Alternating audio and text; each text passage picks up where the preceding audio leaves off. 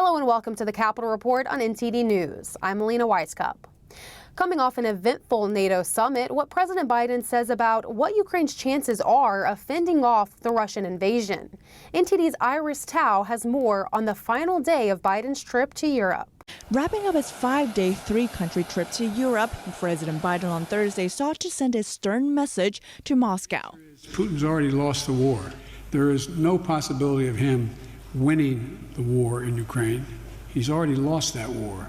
Before heading back to Washington, President Biden made a stop in Finland, meeting with Nordic leaders and hailing the latest members of the NATO alliance. Both Finland and Sweden are going to add significantly to the strength, security, and unanimity of NATO. That's as Ukraine's membership also came into the spotlight as NATO leaders this week promised to facilitate a path for it to join. And President Biden today calling it a matter of when, not if, while rejecting the idea that promising Ukraine a future in NATO would force Russia to prolong the war. It's not in the interest of Russia, economically, politically, or otherwise, to continue this war. Today, a Ukrainian military official confirmed that Ukraine has already received cluster bombs from the U.S., just a week after Washington announced a controversial move. President Biden defending that decision while in Europe and said it would only be supplied temporarily. Reporting by R-S.C, NTD News. The Secret Service has concluded its investigation into the cocaine recently found at the White House, but no suspect was identified. The Secret Service wrapped up its investigation, saying it's due to a lack of evidence and no suspect was identified. The cocaine was found inside a container used to temporarily store electronic and personal devices prior to entering the West Wing. The Secret Service said they were unable to retrieve fingerprints from the package, nor to retrieve a sufficient DNA sample to compare with individuals associated with the incident. They also said there was no surveillance video footage or other evidence that could have provided investigative leads. Here's how lawmakers on Capitol Hill have reacted.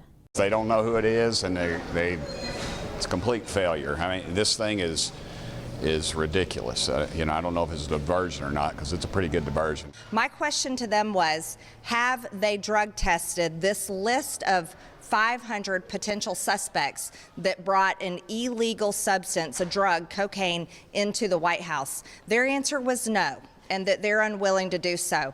So I'm satisfied that the Secret Service and the White House are on top of it.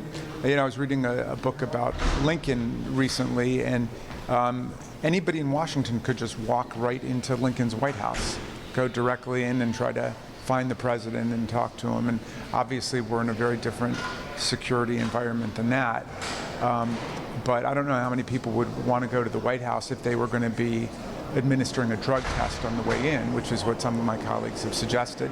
I cannot imagine that they don't know whose cocaine it was. You give up a certain amount of privacy when you choose to work in the White House and you choose to live in the White House. The public has a right to know. So I don't get why they'd want to close it down. For what possible reason would they close it down, other than they don't want the perpetrator found?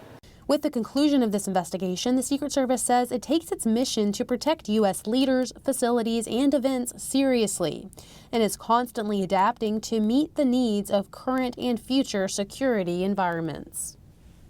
Religious suppression in China. Lawmakers are zeroing in on what is actually happening inside the communist regime and how the West is playing along.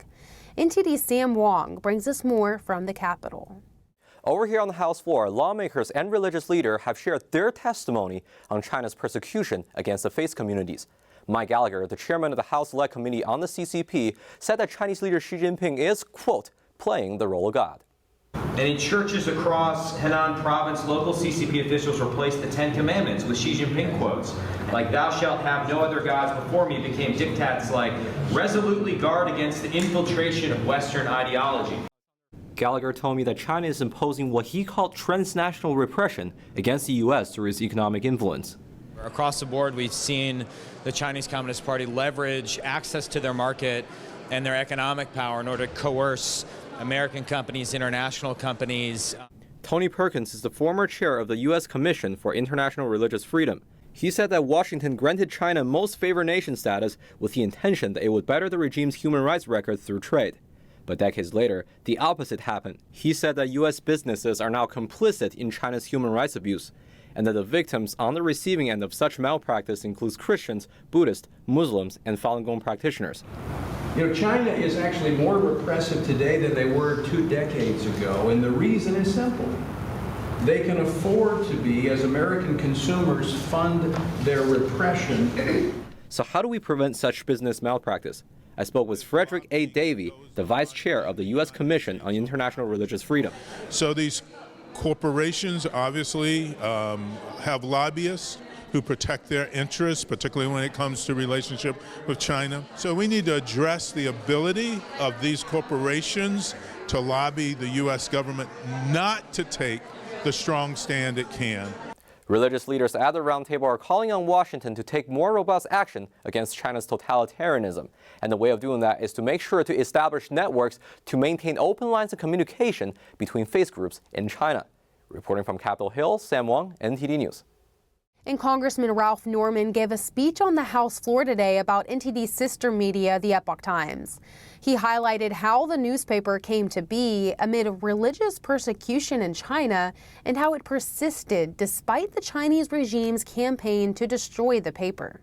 Thank you, Mr. Speaker. When John Tang was earning his doctoral degree... In his speech on the House floor today, Congressman Ralph Norman gave an overview of America's fastest-growing newspaper, the Epoch Times, and the challenges it has faced over the years. The Epoch Times first came into being in 2000, a year after the Chinese Communist Party, or CCP, launched a campaign of persecution in China against the spiritual practice Falun Gong. Just like any other persecution campaign by the CCP, the regime relied on the media it controlled, both the state media and the private media, to demonize and isolate the group. In an attempt to demonize Falun Gong and to justify its persecution, the media played nonstop hate propaganda attacking this peaceful mediation group. John, who had immigrated to the United States, watched from afar in horror as friends were persecuted for their beliefs. John decided to take action. John Tang, who later became the CEO of the media company, started the Chinese edition of the newspaper in the basement of his home in the suburbs of Atlanta, Georgia. Soon, other like-minded Chinese Americans joined the endeavor to expose the CCP's human rights abuses. Since the newspaper founding, the CCP has waged a non-stop campaign to totally destroy it. The party has threatened the newspaper's advertisers. They have launched incessant cyber attacks on its website and its IT systems, and it threatened relatives of staff members back in China. The English edition of the Epoch Times launched in 2003, and by subscription count, it's grown to be the 4th largest newspaper in the U.S. The Epoch Times prides itself in being independent and serving the interest of the readers. Under its slogan, Truth and Tradition, the Epoch Times adheres to the best practices and highest principles of journalism and seeks to highlight the best of humanity to inspire people. The congressman told NTD why he decided to give the speech. Epoch Times represents one word: freedom. The way it was founded, the way it came into being through adversity, ought to be told to America, because we could be the next CCP if we don't tell the story of the Epoch Times. Yanya Kellick, the senior editor and Washington bureau chief of the Epoch Times, says it's incredible to see the story of the newspaper put into the congressional record. I've been thinking about what an amazing journey it has been, and I've been thinking about the incredible number of people that we're able to serve with free news, with truth and tradition, and it was just incredible to see that validated that way. The Epoch Times is now published in 22 languages and distributed in 26 countries. Reporting by Allison Lee, NTD News. Thank you for watching the Capitol Report. If you want to see our full broadcast, check us out at epochtv.com.